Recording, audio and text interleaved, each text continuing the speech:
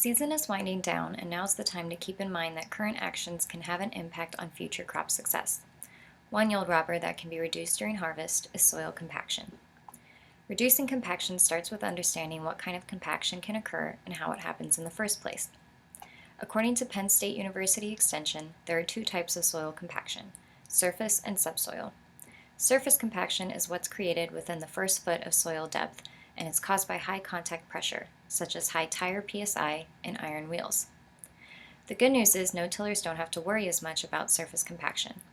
While it can cause dramatic yield losses, these fields should bounce back quickly thanks to higher biological activity typical in no-tilled soils. The University of Kentucky found that continuously no-tilled soils will recuperate from most surface compaction without tillage within a year. Subsoil compaction, on the other hand, occurs deeper than 12 inches and is caused by axle load. If you traffic soil that is really too wet with axle loads of 10 tons or higher, you're likely causing subsoil compaction below 20 inches, Penn State soil scientist Jörg Diker says. And once subsoil compaction happens, it's likely to stay.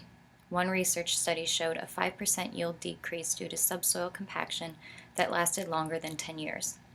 The only way to avoid subsoil compaction is to keep axle loads below 10 tons by reducing load or increasing the number of axles. So how can a grower tell if compaction is a concern for his fields?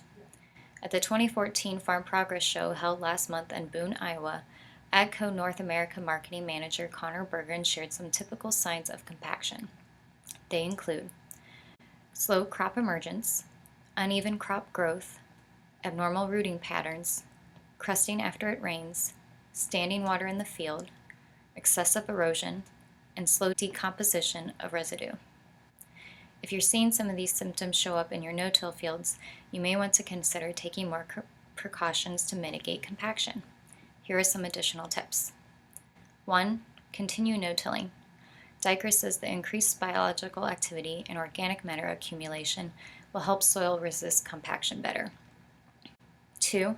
Stay off the field until the soil has dried out sufficiently. Bergen says as soil moisture increases, so does the compaction zone.